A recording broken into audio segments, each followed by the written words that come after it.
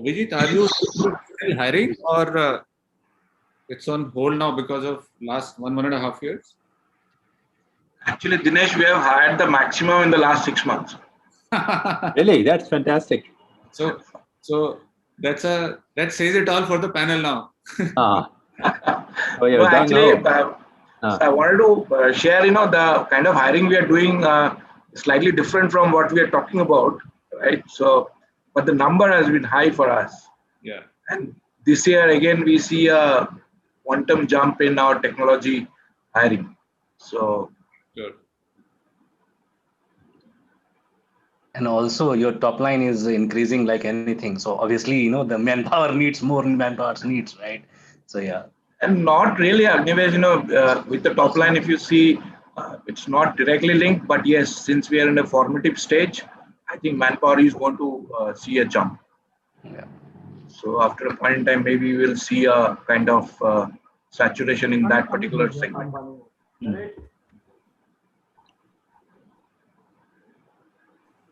So Indian business is by and large bullish, isn't it? At the moment, at least that's what the technology businesses, consumer businesses, I think are going to have good run.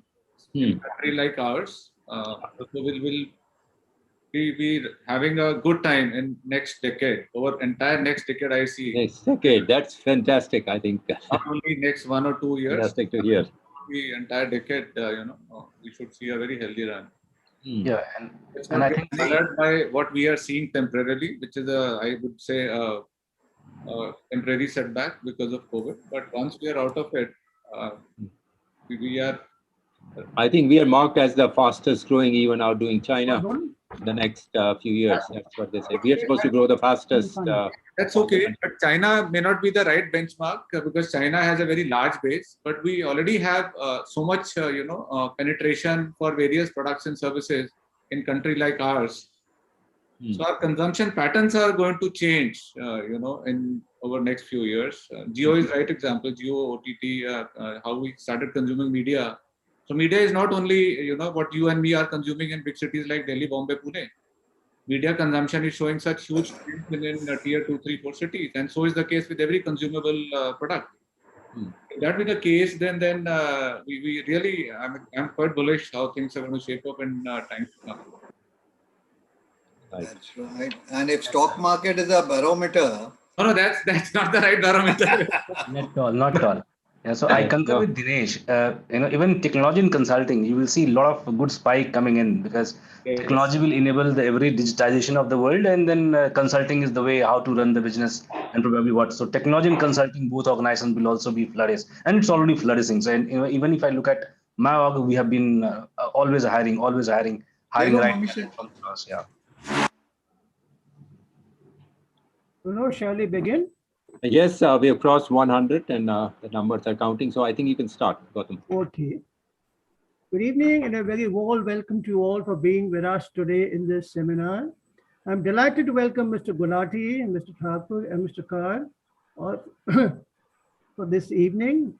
Let me introduce myself. I'm Gautam Kaur, a faculty member with Posttimer, and would like to welcome you all on this webinar, Placement Scenario Post-COVID, which is a part of our HR Conclave Canvas. To give you a brief background, I don't want to take too much of your time because I know people are waiting for you. This genesis, the starting point of these activities was that we at Posttimer wondered that while the alumni of every institute become famous through their dint of hard labor, like you have K.V. Kamath, Indra Nooyi, Kabir Bedi, Kapil Sibal, Harsha Bogle, and the list goes on and on. We often wonder that why is it that the people who make the institute and the students what they are, they somehow never become known.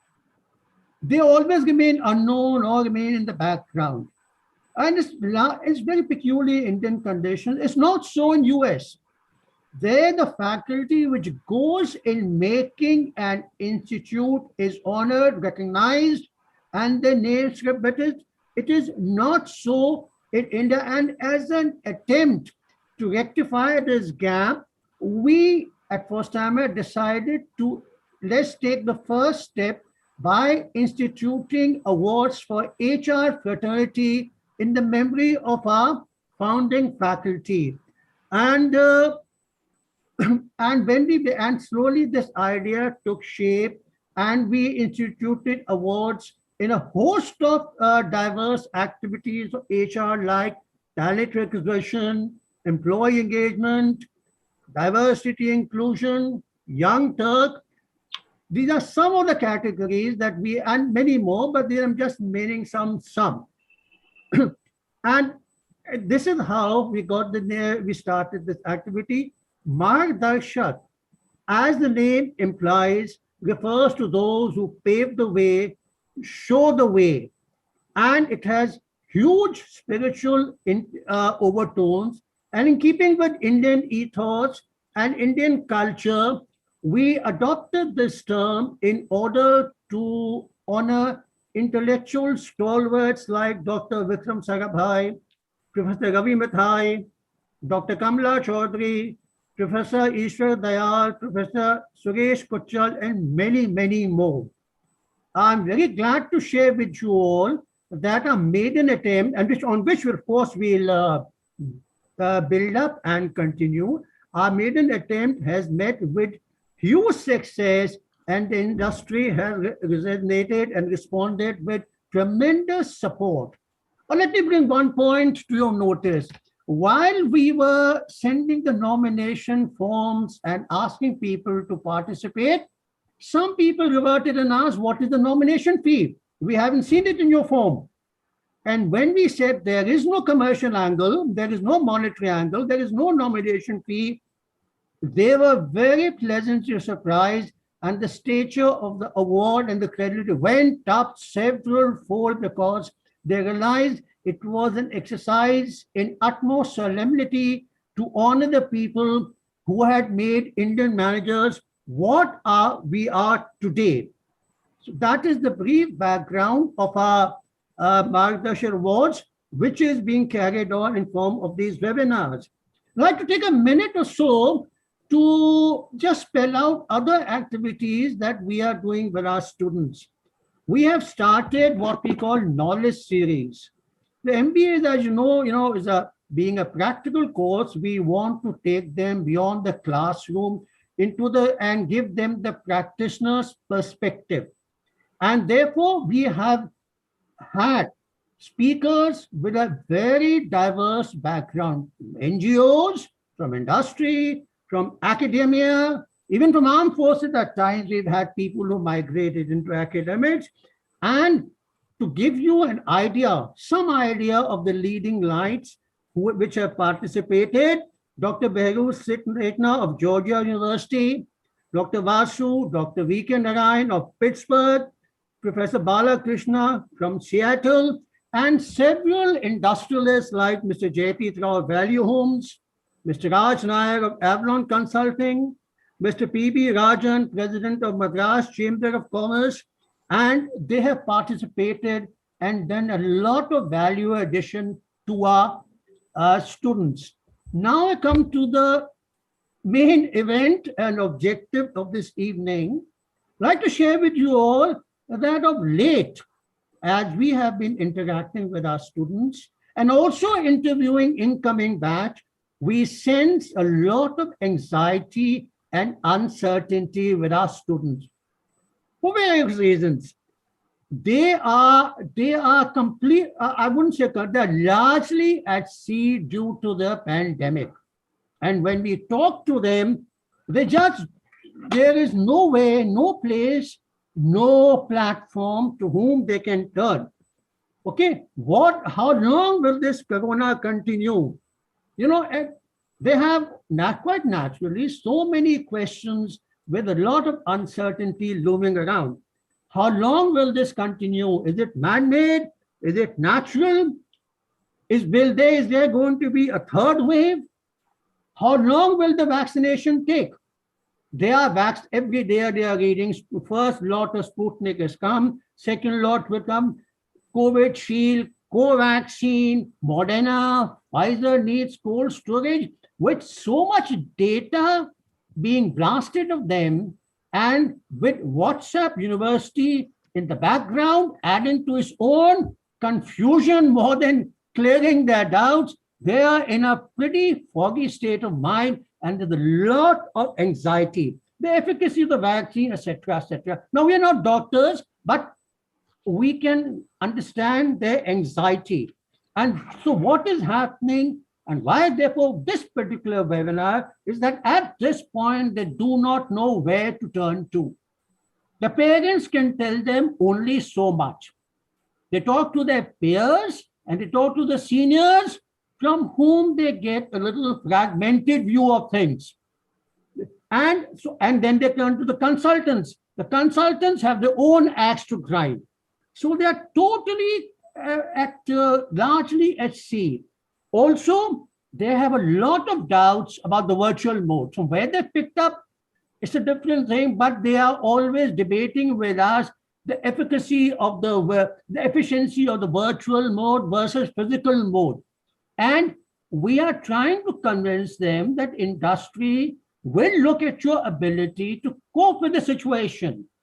If you're not having physical classes, what do? You just sit back and let time pass? Or do you try and triumph and overcome the odds? So much, and we are trying to, and these are some of the issues that we are trying to explain to them.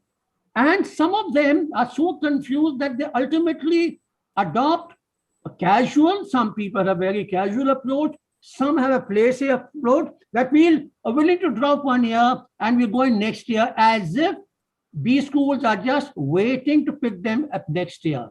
They know, but they do not appreciate the import of losing 1 year at this age in this very competitive world. And lastly, the most important issue for them, quite naturally so, is placements. As you all know, today, most of the 90% of the MBAs are taking loans for their studies. They are quite naturally concerned about the EMIs which come to their job. So they have a lot of doubts on whether they'll get placement, what type of placement do they get.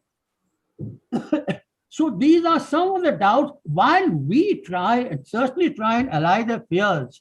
But when they talk to the practitioners and see the practitioner's perspective to practicing now, what the practicing managers have to say, their fears are allayed and doubts are resolved to a very large extent.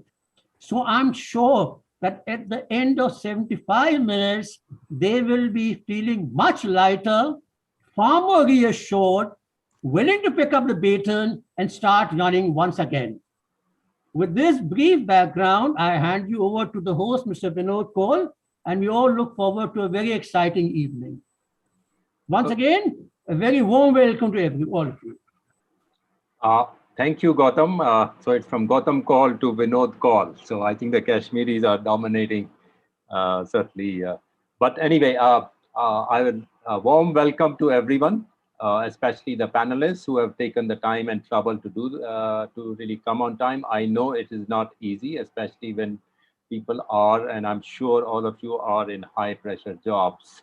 That's how it is. I will not take too much of your time to start because Gautam has given us an excellent setting or a background to this. I'd just like to take two interesting points. I think long after we become history, and the historians will call this period, will number the years as BC or AC, before COVID or after COVID. But of course, as many people rightly also say, that a lot of the changes that have come about now, they were in the works anyway, and perhaps they got hastened. And today's webinar is especially relevant because we have had a number of webinars. Some of them have looked at these issues, but that was always in the cloud of COVID. And today, some of that cloud has been lifted. We are seeing a little bit of the light at the end of the tunnel, and perhaps we have a clearer perspective. And I think the little talk we had just before starting indicated that I think our panelists are very much having ideas and perspectives on this. Um, I would like to introduce the panelists. Lucky for me that we have already rolled out their backgrounds. So the audience, which is very much there, have really gone through it. But if I can really run through some of the highlights of this, I'm going strictly by alphabetical order. So we have Mr. Agnivesh Thakur, who is the lead SAP and human capital management at Accenture. Accenture, of course, is very well known. He's also been associated with Dr. Reddy's laboratory and Infosys. And he has been associated with many charitable trusts.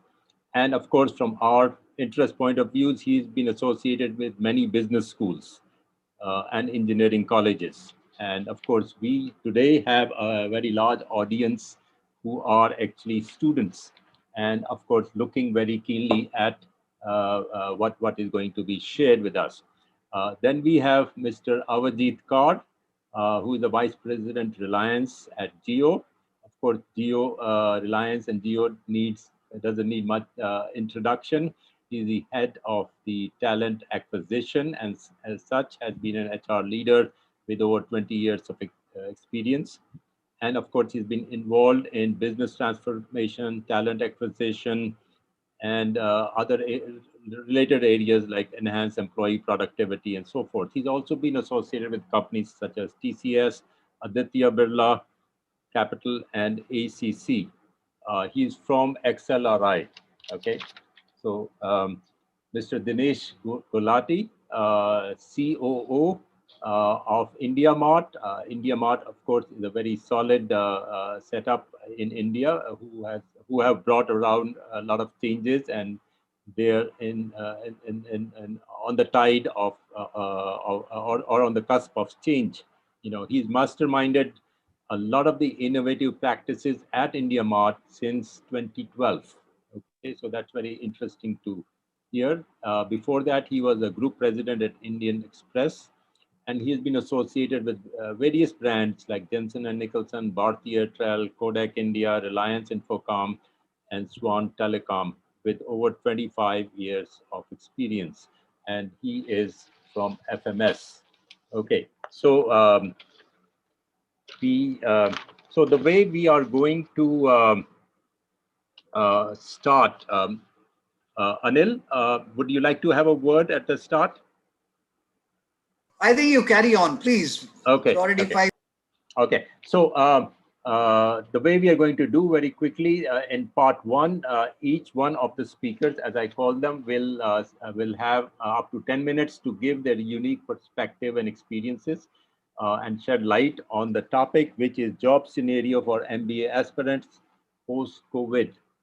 And after that 10-minute period, I will roll out a few relevant questions so that to ignite a discussion and hopefully a no-hold-barred debate. And then we will be open for questions from the audience. I would implore the audience to write your questions as we go along. Do not wait for the last minute or at the end of it. There is a Q&A button there. You can press the button as you go along, put your question, and if it's directed to any one particular panelist, please mention that name also. So let's start again alphabetically with Mr. Agnivesh Thakur from Accenture.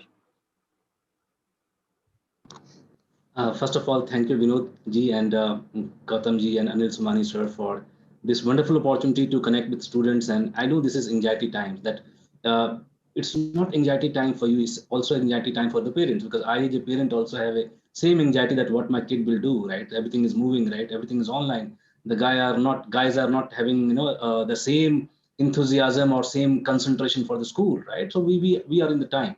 And as I said, that when Gautam Kaul sir was speaking about the Mark Desai Awards, I was one of the nominee, and I'm fortunate that though I didn't make it, but I was fortunate to be considered as one of the awardees, right? So I feel so fortunate when I spoke to Anil Somani sir and Gautam Kaul sir fast, and how relevantly they say that You don't have to pay for it, right? So I was like, wow, so this is, and the KPMG has done the great job in selecting right candidates. So coming back to the topic, so I will go a bit slight, to set a context. I will try to explain to you that what we need, right? So first we need what you need to have, what are the capabilities that you need to have, and then don't worry about the job scenario, because it will try to address part of it.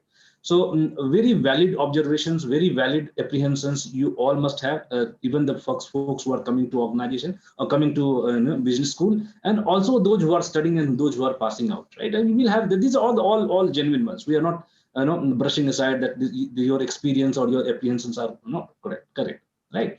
Because the pandemic has given us a chance, and then certain industry has been hit badly, like hospitality and stuff, right? So you might have seen that hospitality industry and stuff has beaten, but as which Dinesh was talking, and also Gautam was talking, that this is the temporary stuff. So if you look at when 2008 subprime crisis happened, then what had happened? All those folks who lost the job, what they did, they went to do MBA, and you won't believe today most of these guys are one of the stars in the industry, right? Because those folks were in US, they were struggling what to do.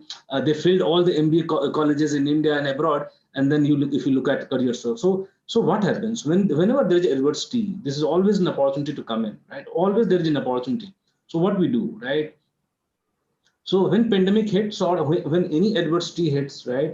Probably, let's say if I look at a subprime crisis, right? This is not new, right? So if I look at subprime crisis, what had happened? That one particular industry failed, and then probably the entire associated industry also faced the pinch, and then entire economy was down, and there was no job cuts. Now this year is okay, because we are calling it a year of survival, right? 2020 was year of survival, continue to 2021, and still we don't know how long it will go, right? And the uncertainty, the ambiguity that we call in VUCA, in our HR terms that we talk it, that we were actually thrown in this as a corporate also. We're actually thrown, and we are also clueless that how to navigate it, right? And then important question for you, and look at how business scenarios are picked up. If you look at any surveys, like Dinesh has said one beautiful insight on McKinsey, which talks about that what is job loss and what is job gain, right? So and then we'll also give you that what are the opportunities that coming in, right? And probably look at if you look at the industry 4.0, when we talk about automation and AI, already the apprehension start kicking in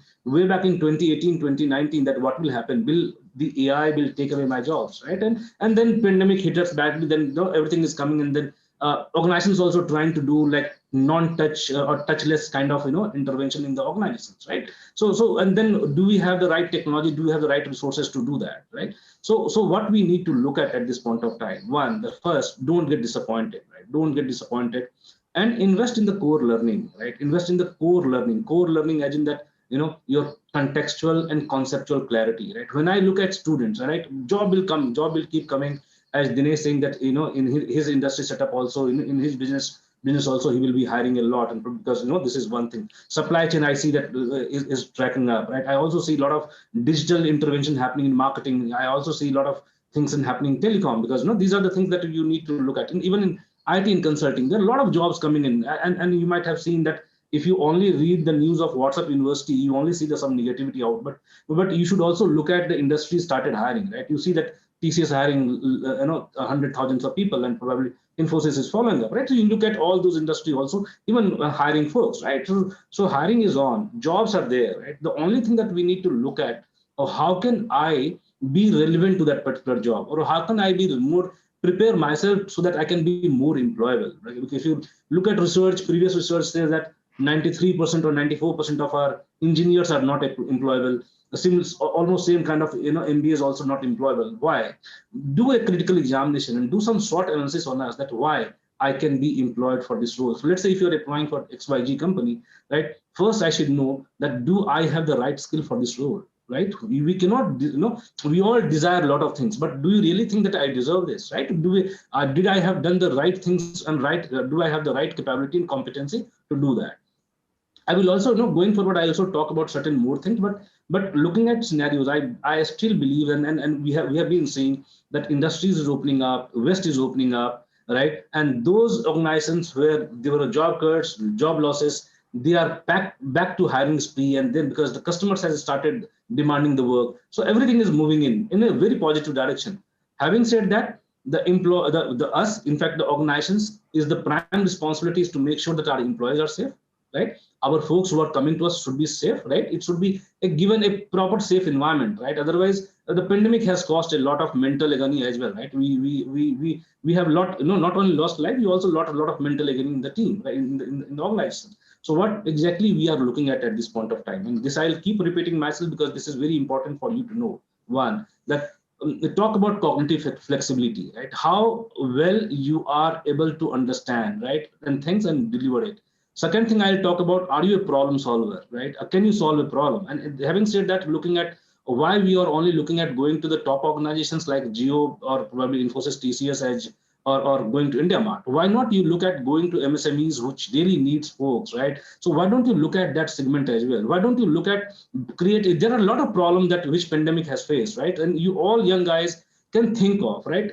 Create a team and saying that, hey, I think there's a problem in the talent supply in the organization, or can I solve the supply chain in this, right? Or let's say we talk about vaccination, right? So can we have a task force coming in that can we, or probably folks who are in marketing, supply chain operations, can you please make a prototype and go to the government saying, hey, that you might have thought this. Can we look at these options as well, which will potentially help solving the crisis of the distribution of the vaccination or probably administration of the vaccination? Can you think of any green proposal? Because one thing that which I keep telling this, look at me, I am a economics graduate. Then I lead a tech unit which is only have IITs, right? And I'm a same guy who can talk technology to any of the customer. Why I ask you all, because MBA guys, because what happens that most of you say that I lack the technical equipment, right? Technical equipment or probably technology of it. So one question or probably one suggestion to you, and probably I'll ask you, when I meet in human person as well, that most of you know how to drive a car, but most of you might not be a mechanical engineer. So to drive a car, you don't need a mechanical or automobile engineer. The similar thing, you don't need to be expert in this. So don't run away in the rat race that I need to do this, I need to do this course, don't do that. You are a business consultant, you are a business guy, you should know the business. How you know the business? The in and out that you read it, right? You read about textbook, you read about the case studies, you understand and solve the problem, right? And then third thing coming is the creative thinking, right? How creative you are in thinking, right? And it also lead to your problem solving skill.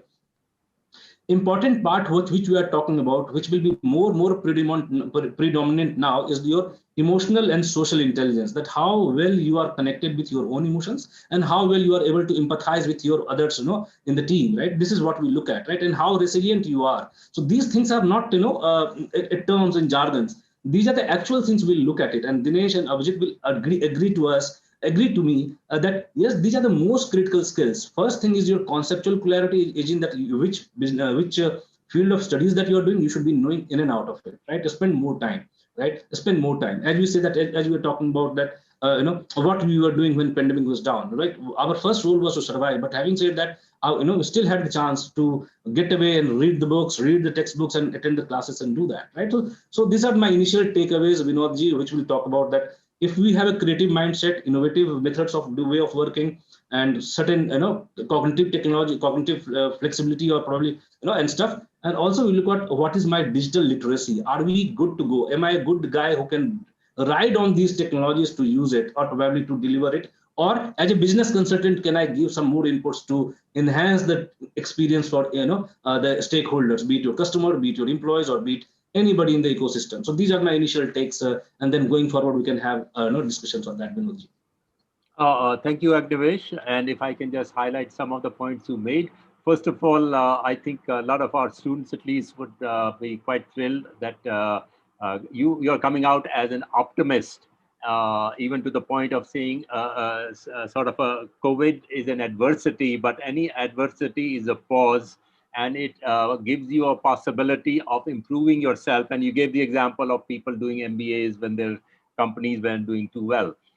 So that's very good. But of course, more than that, from what you have said, businesses are looking to grow. They're looking positively for that. Okay, but really what faces the students who are going to go into the workforce is the challenge of relevance. How has that relevance changed? And I hope some of these things come in our discussion. You have, of course, highlighted 3 points particularly on this. One is creative thinking, business solutions, and emotional connect. Okay, so these are very interesting, and I hope we are able to sort of discuss this a little bit more. So let me go on to Mr. Avadit Kaur from Reliance Jio, and of course, please, the floor is yours, and let's have your views on this. Avadit, we can't hear you, Avadit. Abhijit, are you on? Can you hear me now? Yes, yes, now we can hear you. Yes, we can hear you now. Can you hear me now? Yes, we can hear you. We can hear you. Okay. So first of all, thank you very much, Professor Kaul and Professor Vinod Kaul and Professor Gautam Kaul for inviting me for this session. I sort of agree with most of the point Agnivesh has just stated. Human being from the very beginning has been knows the technique to survive. So we as a persona, we know how to survive. Agnivesh referred about 2008. I think I will go back to Great Depressions, 1930s.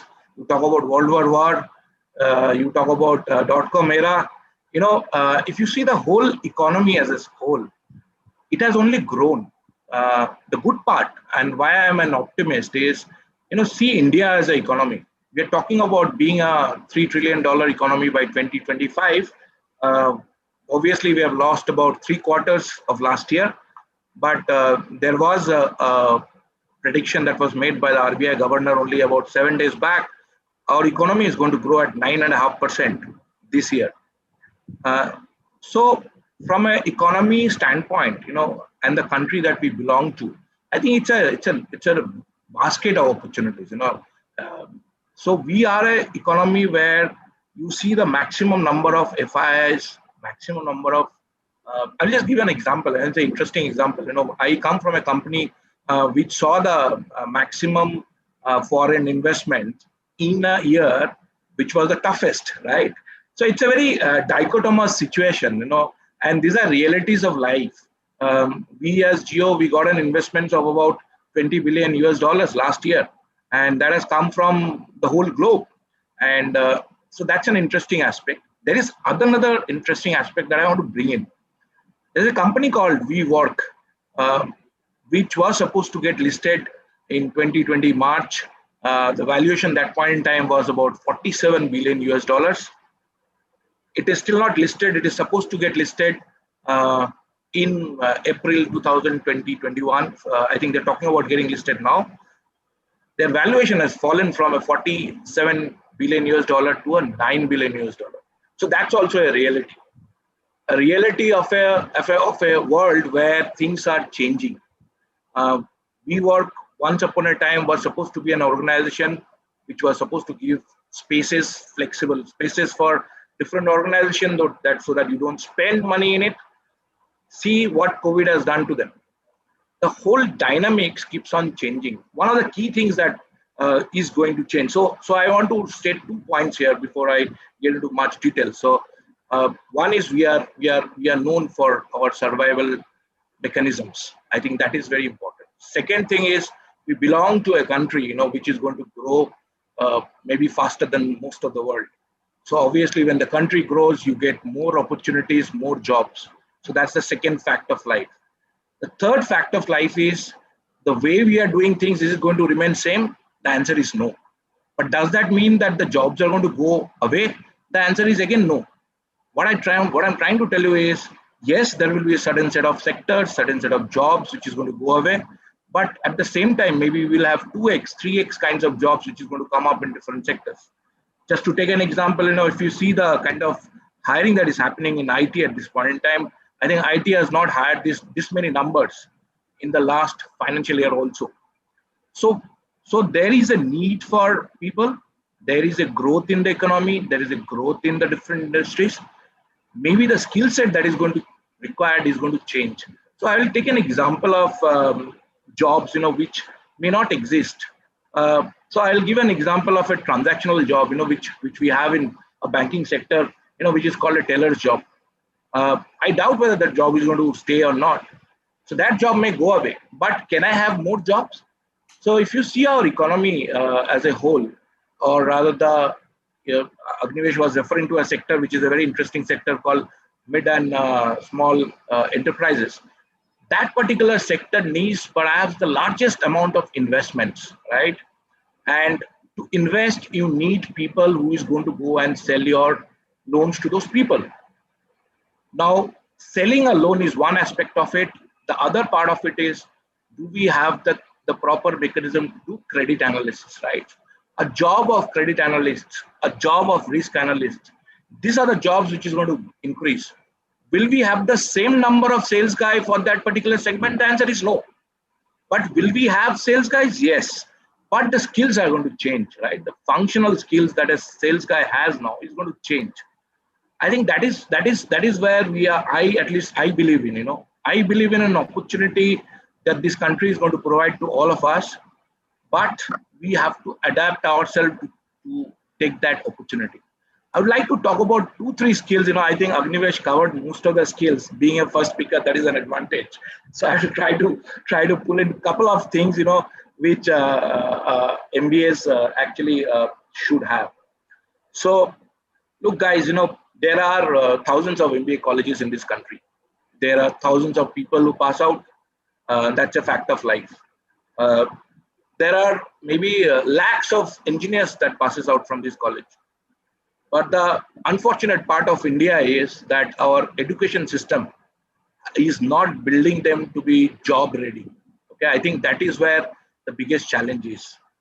Now, to make job ready, I think one of the things that is very core. Most of the MBAs that they tend to forget, because as I interact with a lot of freshers, is that the functional knowledge, the knowledge that they should possess, in terms of the streams that they are specializing in. I see a lack of depth in it. We may keep on complaining that jobs are not there. COVID has brought in this kind of a situation. But tell me, is job going to change, or work going to change, or workplace is going to change? Is it a new phenomenon? It is not. We have been talking about this for the last 10 years. There are multiple articles, multiple researches that has been done and how the future of work is going to be. What COVID has done is basically it has accelerated the whole process. Now, the first thing that I request all of you, I will not advise because all of you are like friends and brothers, focus on your core subject. Any subject that you are specializing in, get into the depth. There will be areas in your subject which you have to master. That is point number one. Point number two is, if you talk about the current situation or the situation that is going to come in the future, if you are not agile, one particular skill set that you need to build in yourself is the agility. Agility is something which is going to take you places. You cannot be someone who is stubborn in his approach. You need to be flexible in terms of your learning agility. You need to be flexible in terms of your thinking ability. I think agility is going to be the one skill that I would like all of you to work on. The third aspect of it is, we stay in a world which is very ambiguous, right? And it is not about only freshers. I think I've seen a lot of middle and senior level managers. They suffer from taking decisions, I think decision-making skill is something which I don't know how many MBA colleges teach.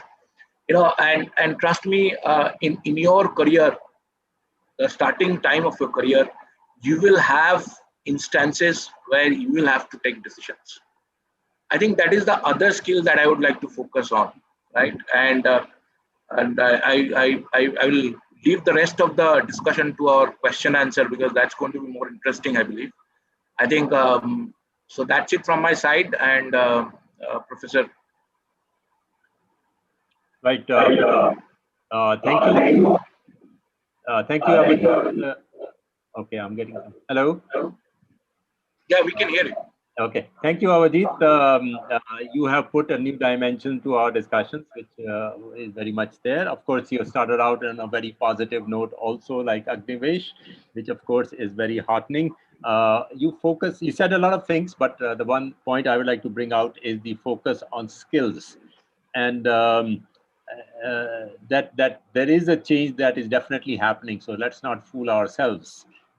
Even as the industry bounces back, economy bounces back.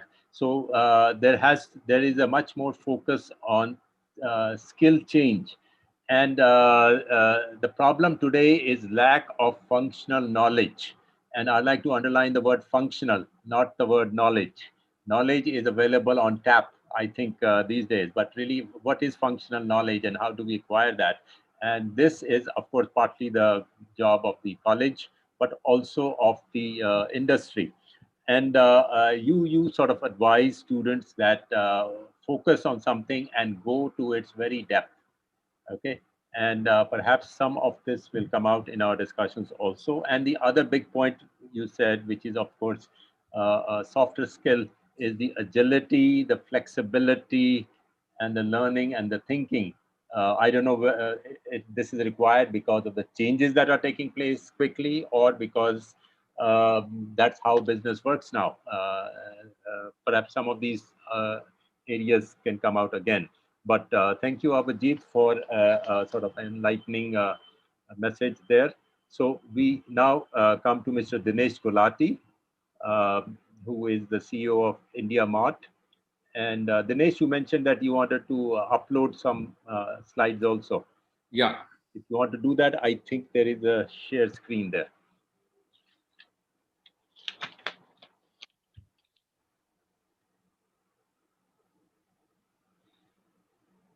Yeah, so here I am. Thank you so much, first timer team. Happy to be connected with all young minds. It's like back to the school.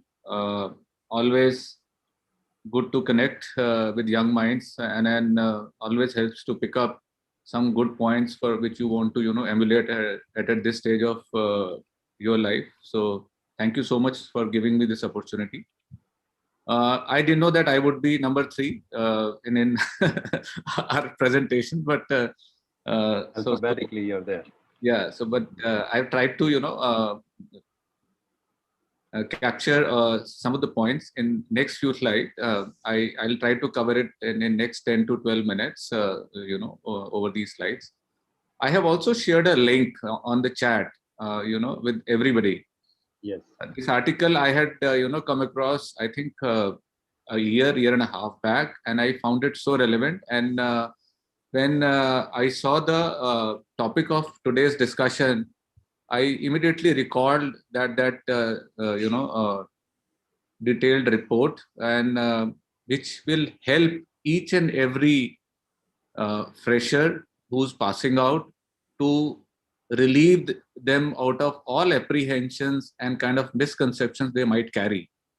So I would strongly recommend each and everybody to go through that report, and including all of us, the faculty of first timer, that should help you people, the faculty also, to get some lot of new ideas out of that report. Now let me start. This slide will set things, what I am trying to cover. So these are basically most valuable brands in 2000, 2010 and 2020. So how things are changing. So when I started my job, we had best brands which were Livers, Coke, Pepsi, P&G, Ford Motors, Toyota. So in year 2000, some of them still were there. General Motors, American Express, Coke, Nokia, Ford, Intel, Walmart, British Petroleum. 2010, slight change. Walmart, GE, Chevron, oil companies came to the top. Bank of America, HP, Toyota. Look at this in 2020, which are the most valuable brands. Amazon, Google, Microsoft, Facebook, Disney, Oracle, Apple, Louis Vuitton, Tesla. Are you seeing some changes? What is happening in industry outside? The entire space is being grabbed by the companies which are in tech space, and most of these brands are relatively new brands. Some of these brands were non-existent in 20 years back. When I started my career, there was no Amazon, there was no Google, there was no Facebook, there was no Tesla, and now you see that they are And I have not highlighted some of the other brands, whether it is Alibaba. There's so many other brands. So what it is telling, because of the advent of internet and technology, things are moving at a very rampant pace towards technology. And that's what we all should be live to. And I'll cover how is it impacting, the scenarios for all of us. How the macro environment is changing. The demographics are changing, and I'm talking about India. Almost 50% of population is less than 30 years, which is employable. But as covered by other colleagues, only 46% of youth is employable today. And that's primarily because of the skills that these jobs need today are not there. So jobs are there, skill sets are not matching. And that's what we all need to work on. There is no dearth, no shortage of jobs. The shortage is of the required skill set that we need to fulfill that job. Third, only 40% of talent is employable between 18 to 21 years. Economy, I'm expecting COVID impacts will fade for sure. Healthy recovery across all economies is expected this year, whether it is mature countries like US, Europe, or growing economies like India. All of these economies are expected to grow between 3 to 9%, depending on where you belong. Overall, it's going to be a very healthy recovery. But the recovery is going to get driven by globalization and digitization. The words to mark here are digitization and globalization, which will drive revenue and profits. How technology is changing behavior? Just imagine, when did you visit the bank last time? When did you visit a chemist last time?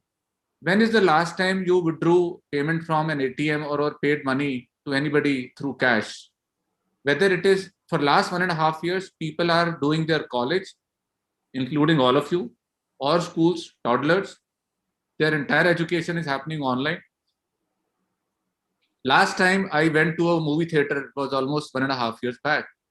But I think last 1.5 years, I have consumed the maximum media and best of the media, which I had no access earlier. Thanks to technology, there are so many OTT platforms which are giving me on my mobile, on my laptop, on my TV, access to best of the media. What I'm trying to tell you is technology is changing huge behavior and moving things from offline to online. So this is macro environment which is influencing the kind of job landscape which is getting created. These are very macro factors. I'm giving you a very helicopter view. There is, when one wants to deep dive, there are so many other factors which are influencing each and every aspect here. How is COVID changing business scenarios? We did a survey, there was a survey by WBEF, which is Economic Forum. Out of 10,000 surveyed organizations, 49% said they are going to be using more technology and to change their product mix or both. Almost 1/3 said that they have started increasing usage of internet, social media, and digital solutions. This is a survey done by WBEF. 20% businesses across segments have either invested in technology or they are planning to invest in technology. As covered by Abhijit and then Agnivesh, every problem that in humanity we have faced in the past, we human beings have created one of the best opportunities out of that. Those adversities, whether it was Spanish flu in 1918, 19 or 20, whether it was World War, whether it was our meltdown, global meltdown in 2008, whether it is dot-com bust that we all went through, or whether it was GST and demonetization in India, we as human beings have created huge opportunities out of every adversity. And the same thing is happening after COVID. We are seeing unprecedented disruption across industries, whether it is automobile, whether it is media, whether it is FMCG, whether it is technology, you name the industry, banking, financial sectors, we are going through unprecedented disruption. Just now, Abhijit mentioned, Jio raised the highest amount of money last year. The highest amount of foreign exchange came to India during last year only. So many businesses in India as well as abroad, you can see, are going through disruption. And these are across sectors. I'm not talking about only technology businesses. I'm not talking about e-commerce platforms. I'm talking about chemicals. I'm talking about pharma. I'm talking about education. I'm talking about fintech. You see disruptions happening all across. And because of COVID, there is a sudden urgency for agility, adaptability, and transformation. We businesses want to be agile so that they can recover fast. They want to adapt to measure the changing needs of their customers and bring huge amount of transformation to deliver whatever their customers are expecting. There is an accelerated digitalization of economy. Economy is no more a hardcore offline economy. When Mercedes-Benz and BMW can sell the entire expensive luxury cars online, there are one end, you and me are buying grocery online. There are on other side have high value tickets, products, services, big deals, merger and acquisitions getting transacted on digital side through technology interventions. And 70% of new value creation in the next decade, I'm talking about next 10 years, 70% of new value creation is going to happen on the platforms which are tech enabled. So technology is going to play the whole big role in how the next decade is going to unfold for all of us. COVID has changed consumer behavior, so increased digital adoption. I don't want to discuss any further. All of us have been using everything on digital. There's a lot of awareness now around health. We have become suddenly very conscious of health. People have started doing various yogas, exercise, whole lot of meditations. They are much more live to various tests they want to get done on their physical fitness. So suddenly we are very much live to our health related parameters. There is a complete shift in mobility patterns. When I say mobility patterns, means everything is moved to kind of work from home. We are working remotely. We are connected, sitting here with anywhere in the world, with any agency, be it our customer, be it our friend, be it our relative, be it our family member, on either a video call, Zoom, Google Meet, a whole lot of interventions that are there. So basically, people are shifting their behavior around the entire mobility. Changes in interpersonal behaviors because of working from home we are facing difficult times psychologically, emotionally. So there are a whole lot of changes in our interpersonal behaviors. Our purchase behaviors have changed. What we needed maybe 5 years back, maybe 2 years back, and how we consume those goods are completely changing. Nobody had ever thought that every household will have a laptop or a computer. Last 2 years, everybody has started, looking for a computer or a desktop so that the entire business can be conducted over video calls. Suddenly, the offline has moved to online. Earlier, people were only using these e-commerce platforms for their hobby purchases, fashion purchases.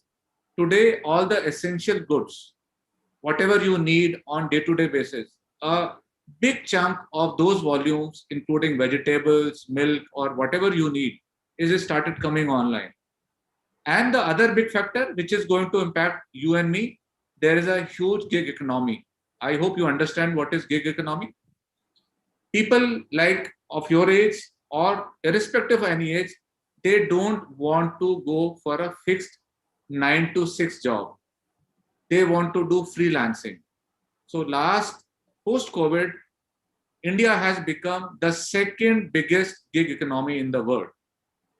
And that is what is the biggest change. You don't have to work with any particular organization getting tied down. You can, if you are an expert in any field, you can do freelancing. Most of the organizations now are looking for freelancers because it's a remote working. and suddenly you don't have to have an employee out of Delhi for an organization in Delhi. You may be sitting anywhere, a freelancer. You can log in on the internet on a call, a video call, and solve any problem that I might be facing as an organization in Delhi. So this is becoming a big change in our society, and it is a welcome change, especially for our young generation, for fresh people, fresh pass outs like you. These are some emerging business trends. I've just captured some numbers for all of you. The objective of this slide is that any doubts that you have that because of COVID, there is going to be any slowdown in job creation, answer is no. Rather, over next decade, we will see huge amount of shift happening for job creation. For the simple reason, because of technology, the consumption patterns of customers are changing. Earlier, people sitting in big cities like Delhi, Bombay were consuming big brands. They had access to everything. Today, thanks to technology, people sitting in tier 3, 4 towns have access to all the products and services that you and me consume sitting in Delhi, Bombay, Pune, Chennai, Bangalore. Similarly, small businesses in those smaller towns have access to rest of the world. So this is really, really changing the entire landscape of consumption patterns. All over the world, almost 30 trillion of value is going to created by these new consumption patterns, 30 trillion.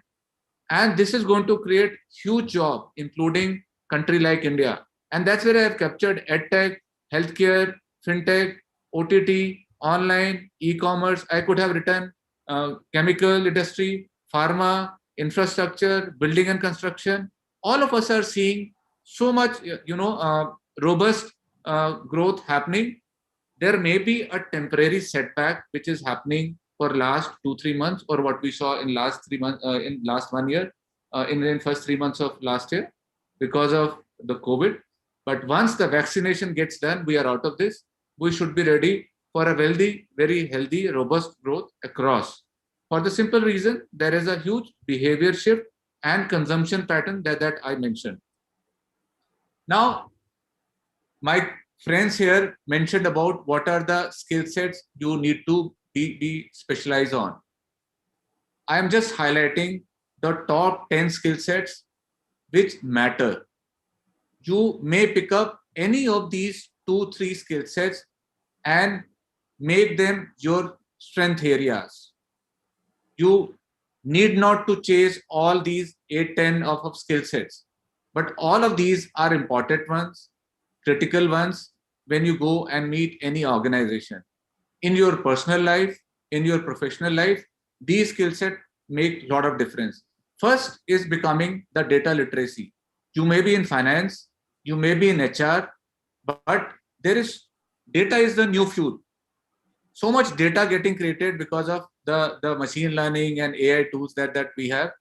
You need to have a knowledge how to read those data points, and how to use those data points.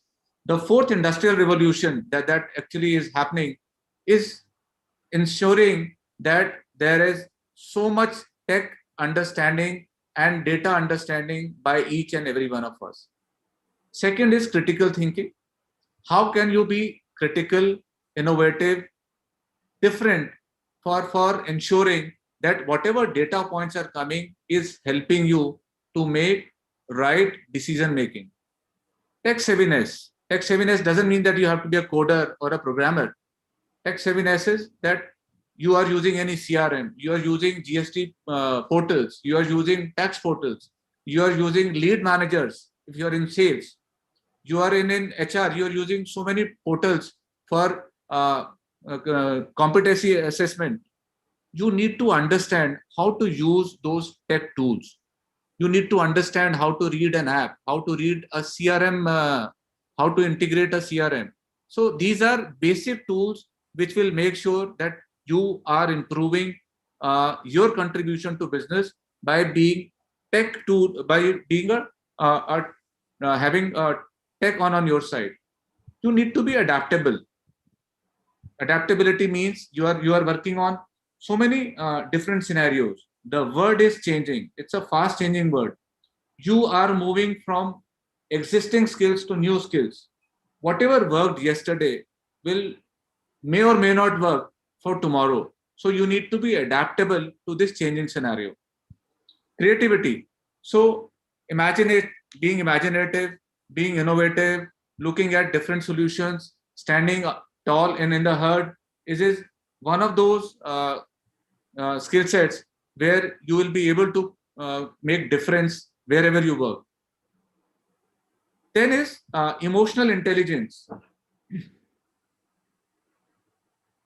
We are going through very difficult times. In those difficult times, how intelligently can you process the data?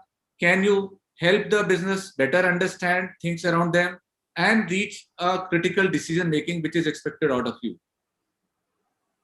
Judgment and decision making. So decision making is very, very critical. You may have tons of tools with you, but if you are not able to analyze and reach out to the required perfect decision making, you may or may not be able to deliver to the job, the role, or the organization. So decision making and prompt and prudent decision making is what is expected out of us. Cultural intelligence and diversity. All of us today are working with various large geographies, people coming from different backgrounds, different languages, different sex ratios, whole lot of diversity that we should be able to adapt to and bring cultural integrity in spite of huge diversity around us. A collaborative effort. It's not me. I need to be a team member. I need to be a team worker so that I can carry on with the larger objective that the entire organization has for us. And then is leadership skill. How do I lead a team? Not necessary that you are a manager or you are a vice president, then only you need to exhibit leadership skills. Even today in your classrooms, in your batches, you are leading through so many initiatives, which may be a corporate community role. It can be any marketing initiative which your college or institute is running. So leadership skills are essential wherever you are working. As I mentioned, these are critical ones. Any 3-4 skill sets that you strengthen will serve the purpose for you. Don't get bogged down looking at these, all the 8 or 10 skill set that I don't have most of these skill sets. Even if you master only 2 or 3 of them, I think you will be home. Having said that, as I mentioned earlier, we are heading for a very robust growth over next decade. We will see many new jobs getting created. Are we ready? Are you ready to take advantage and maximize the opportunity that we are going to face in times to come? That's what I have from my side, and we can reach to the question answer session. Any further questions that I'll be happy to answer. Thank you, Dinesh. Actually, you covered quite a bit, and perhaps you can share your PowerPoint with us. I'm sure a lot of our viewers would want to look at it in more detail and perhaps absorb a lot more. I'll share that. I'll be happy to share. If you can do that, that would be really good. I found it quite fascinating because we do talk about skill sets and other things, and you have sort of put a lot of them on one chart or one table, so that makes it a little easier to sort of do that. Just the highlights, you of course emphasize globalization, whatever you have, even with people like Mr. Trump around in the past, globalization is something which is not going to slow down. And of course, digitization. And of course, while you were positive, you did put up some apprehensions, new scenarios like the gig economy. To a lot of people, that can be very, very unnerving. Otherwise we are used to, at least when I came out from IMA, it was 73. We looked to Hindustan Unilever, nice 10 years in the same company, who look after you, who look after their kids, put them in school. And now you're saying, no, yeah, forget all that. And you highlighted some important areas which are very relevant, like fintech, healthcare, edtech. We have a lot of companies from the edtech industry coming to our colleges. So these are very relevant, and sometimes the students are not able to make sense out of it, how important they are, or where will it take me. So the first question I would like to put for debate is, I had a lot of thoughts I would put, talk about things in general, but let's be very specific now. For students who go through college and are looking for jobs, what is their best step forward? In my time, you said FMCG and all that. So where are we looking at? Which industry? What sort of companies? Should they be looking at startups, which became very popular in the last several years? Or should they tell their parents, no, we don't want a job. We will do gig economy. We'll be part of the gig economy. We'll wait for the jobs to come. So on a lighter note, but where should the practically, what does it mean for the students? What is his best step forward out of the college when he's graduating? Anyone So can? Yeah. I can Okay, take this. sorry. Unlike our times when we were expected to become doctors or engineers and do an MBA and then start with a stable job, and you said levers, but a lot of parents had expectation to their wards to join PSU sector and then lead a pakka stable career. Because that time there were very limited opportunities, and I envy all the graduates of today. The humongous amount of opportunities these people have is it was never been there, and the amount of sectors which are opening for these people is unmatchable. Whether it is, so all those sectors which were there in your time and my time are already there. So FMCG is already. So what are some of the new sectors? You did mention some. I'm coming to that. I'm coming to that. So FMCG is there, infrastructure is there, banking is there. So all those sectors are already there. On top of that, now you have fintech, edtech, media, health, pharma, complete community which is on e-commerce side, which is emerging, and e-commerce actually is a galaxy. In e-commerce side, there are so many things which are happening. There's a complete logistics sector. There is developer community. There is engineering, product technology. So the field is so vast. My only recommendation to the young graduates would be they need to identify their strength areas and then try to reach out to the sector they want to go for. Don't try to follow the herd. If I am strong in a particular skill and technology is my strength area, I should go for that particular sector where I can utilize my skill set. If I believe I am strong on finance side, maybe so much happening in fintech side, including banking, insurance, all those things are already there, but there are newer opportunities which are happening in finance sector. So what I am trying to tell each and every fresh graduate is that depending on your strength areas, you should be able to identify what comes to you and decide your game plan. Don't follow that my don't follow the herd. Don't follow the herd that I need to go for typical FMCG companies or typical banking companies. Field is vast, open for everybody. Okay, Agnivesh, you were to add to Dinesh. Yeah. So to add to Dinesh, basically Dinesh stole my word, right?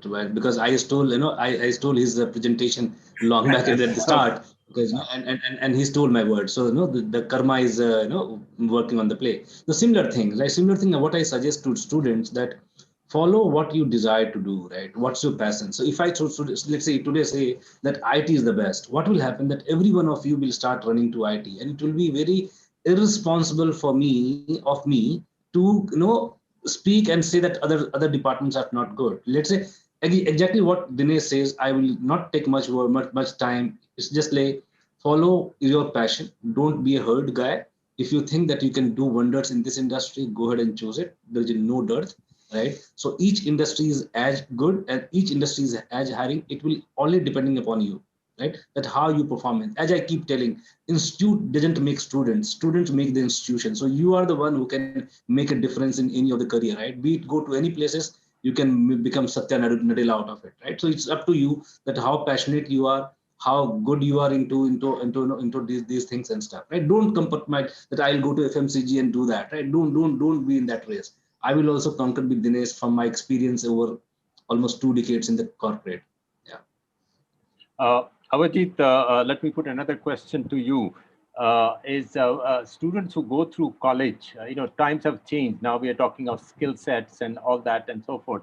Now we cannot do everything or be everyone. And so what are the skill sets that you feel students should focus or concentrate or be adept at to make them really sort of industry ready? This transition from a college to a corporate, Right. I think what most of the colleges don't do, and they should do is, I'm not sure about your college. I think the interaction that a college student has with industry people on a regular basis, and not once in a quarter by someone coming in and talking, right? And they need to pick up certain topics on which they need to build on.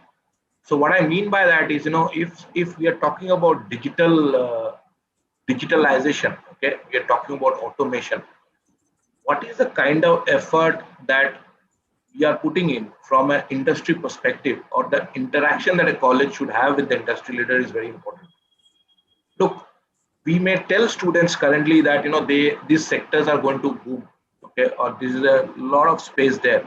But the question that most of the students in today's stage, being so many in number and so many in colleges, they actually don't know uh, which companies to approach and which industry leaders to talk to.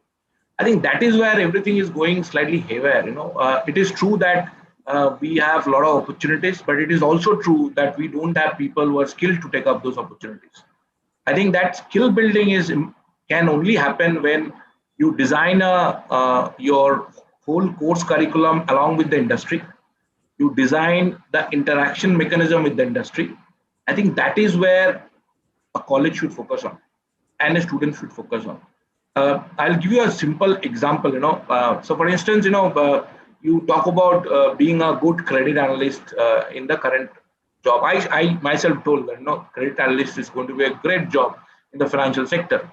But the point a student will have in his mind, at this point, and whoever is listening to us, is that what is that skill that I should build on? And that will not happen in one day. Someone has to come and talk to them, and someone has to work on those areas. So I may say something in this forum now, and if I don't build on that in the next 6 months before the guy gets a job, it will not help. So the point I'm making, Professor, is that that this needs structured interventions. Okay. Was I clear in what you wanted, or I said something which is different? No. I think you very well mentioned that. So I'll give you an example. Why I said that. Right.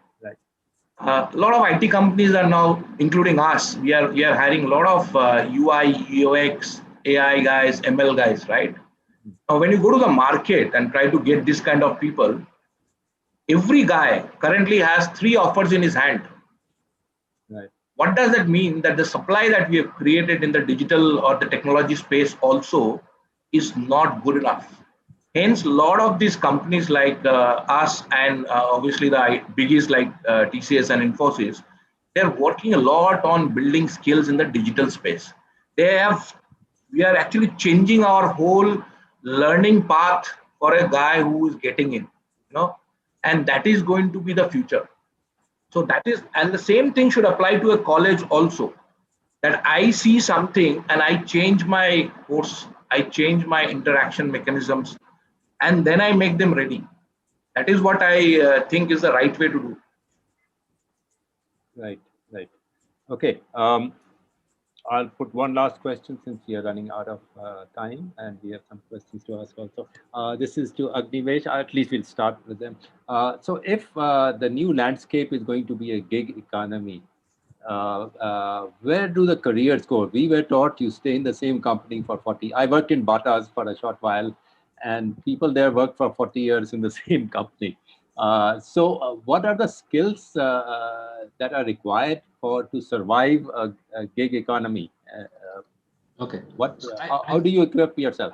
I give you a personal example. So gig economy is not new. I know Reliance is doing from years to years, right? And probably India Mart also have the same thing, right? So all the organizations are gig is not new.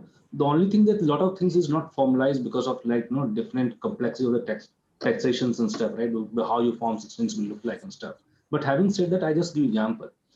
At my organization, I am called internal gigger, as in that I am 0.25 FT working as a solution consultant to a project, 0.5 FT to a manager, and 0.25 I am giving a, let's say a functional consultant to something else, right? So what is happening in one FT, I am dividing multiple things in multiple engagement itself, right? So I don't have one set of work that 9 to 5, right? I just call internal gig worker. Then what you need, what you need. See, one thing that I missed to say that, in the future of work, right, whichever is coming, the most important thing is the crucial thing that we need to understand the difference between activity and the impact, right? So what exactly we guys are doing and what is the impactful things that we are going to bring in? Again, the skill set that we look at is agility and also, let's say, the relevancy.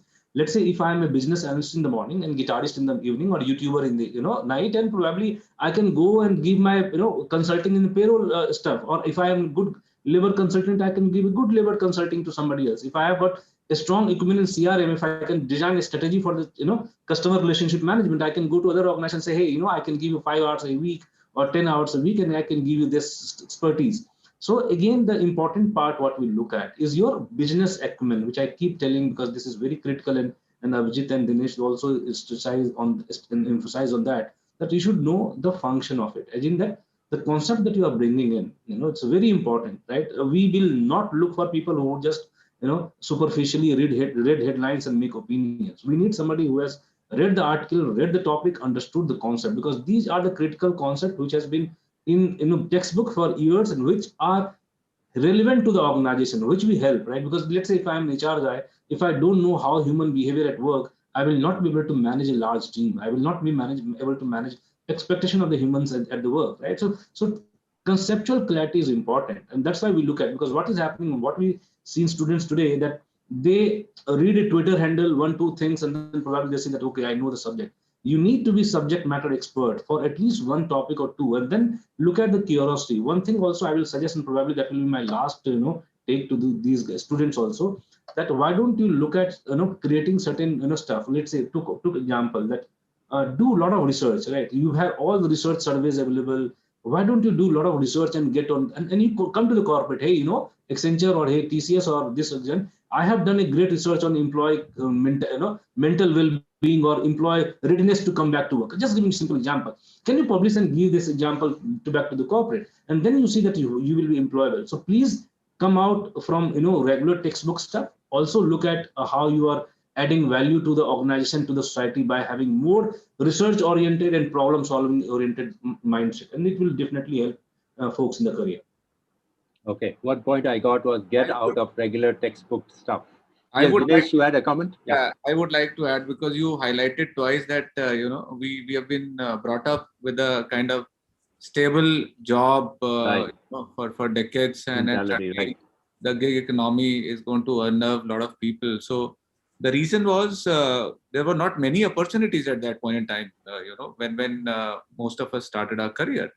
Today the ecosystem is completely well built up. So there are almost more than 75 or 100,000 startups which are already existing. Those startups today are not in a position or may not want to hire a full-time employee. I suppose I am a marketing manager. I also know digital marketing. I also am a fully expert in CRM. I'll do marketing management for you. I'll do CRM integration for any other company, and I can manage 2-3 companies because of the expertise, the skill set that I have. and may not be a permanent employee with any of them. And so I am able to manage the businesses which are startups and organizations are able to manage their cost well. So it is very easy on our cost structure. For me, it is giving me 4 different exposures to different organizations and of course the earning part. So my learning from 4 organizations is going to be very, very different and diverse, right? So I strongly believe that gig economy is going to be really, really beneficial for all our young budding managers, and that will open a lot of floodgates for startup culture further. Okay. So there are the opportunities are there which will mitigate any sort of I am a freelancer, sense of uncertainty. Yeah. See what happens. Even if I want to start up my business, the first thing that comes to my mind that I am fixated to a fixed income per month. Right. That becomes the biggest barrier to cross. Right. But if I am I belong to gig economy, I am not fixated to that I need this much money at the end of every month. So I am working with a very open mind, open thoughts, and then looking at things in a very diversified fashion. So if a country like ours has to, further nurture the startup culture, the gig economy is something which is going to become a basic platform to nurture that. Right. I'm going to move on to the questions again, since we are tight on time, but there seems to be a very interesting discussion and points made here. This is Anupriya Kesharwani. How does an MBA finance student prepare himself to be placement ready? For a finance student, what are, I would extend her question, what are the sort of skill sets or the focus that she needs to do to be right on top at the time when she's ready to take up a job? Maybe Abhijit can take it up. So I just wanted to answer that question. Yes. So from an MBA finance perspective, I'll tell you it's a very interesting game that happens in an organization. Is you have a chartered accountant, you have an MBA finance, right? And most of the time, what has been observed, at least my experience says, MBA finance depth in the finance area is not to that extent which a chartered accountant has. So I would request please go through, and this I tell everyone, please learn your financial ratios, financial analysis properly. I think that functional knowledge is extremely important. The second point that I want to talk is when you are a financial analyst kind of a job that you want to get into, you need to be a good communicator. What I mean by that is there's a lot of data that is there in an organization from a financial side. How do you read that data and how you present the data is one of the key skills that you should build in. Because I've seen a lot of finance guys, who maybe they read the data well, but when it comes to putting up the data, I think they get into a fix. This is the second skill that you should focus on. The third skill, I think get into that mindset of technology. I think there's a lot of things that are happening in the finance side of business also. Understand what are the new things happening in the technology side of finance, because these are the 3 things I think which you should focus on maybe from the first day of your class. And that is why I am coming back to what I said, Professor Vinod, was, your course has to be structured in that way. Suddenly you don't land up getting a job which is in at that point in time. So start preparing, keeping these 3 things in mind. I think that will help you. And one more thing I would suggest, try to get a mentor from the industry if possible. I think that helps in the long run. Right. Thank you, Abhijit. Those are very practical suggestions, and I think the world is moving from theoretical to practicality, and that's how. Can I add? Yes. So MBA finance is a very generic term today. So what exactly you want to get into? So finance today is such a vast field. So an MBA finance graduate can, if you have knack for business side, you can get into sales and marketing side also. from finance perspective. Right. You want to get into accountancy, you can get into hardcore accountancy. You can you want to get into business planning side, then you can on business planning side. You want to be on treasury side, then there is a treasury side to that. So it's MBA finance actually is a very, very generic term. You need to be very clear that what is your interest area, and then get into that area and then keep honing your skill. I have only slight difference of opinion, though what Abhijit said, most of the CFOs that we come across are CSAs, they are CAs, but there are equal number of MBA finance now who are assuming these kind of, becoming CFOs. But then your knowledge about finance has to be really, really sharp as MBA finance, which Abhijit also highlighted. So, MBA finance means nothing till the time you know what in finance you want to do. Right. Right. Has to be definitely more special. To add to this, I'll say one line that, like, you might be knowing what AR, AP, in finance, right? Credit risk and stuff. Then you also have something called, let's say, SAP Finance, PeopleSoft Finance. So you come as a functional consultant to the organization, to tech organization, and do the implementation of the ERP product, right? So you will also be a asset, right? Because you know the function of the finance, you know the concept of finance. You should be trained in certain technology, be it SAP or PeopleSoft or Oracle or this, and then you become a consultant, a business analyst, or associate consultant in IT organizations. This is also one good option for MBA finance guys, apart from which Dinesh has already spoken, and Abhijit also gave the views.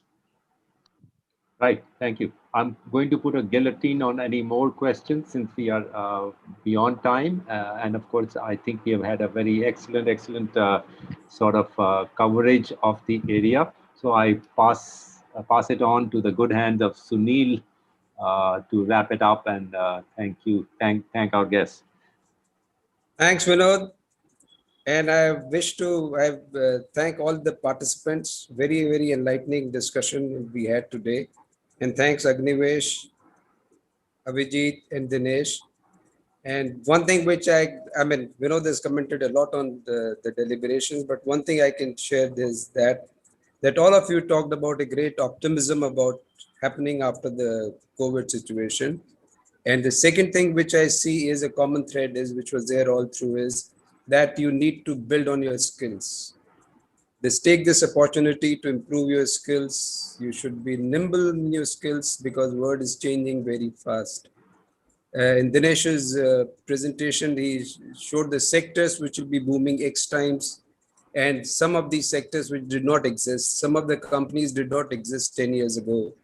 So please be ready for this. The companies which will be booming 10 years from now may not exist now. The sectors which may be booming may not be existing now. So all the best. At least 8 to 9% jobs are going to come from the sectors which don't exist today over the next 5 years. Yeah, I can imagine. Thank you very much. I wish we had more time, but it's never enough. Right. Thank you. Thank you so much. Okay. Thank you. Thank you for having us here. Yeah. Thank you so much. Bye.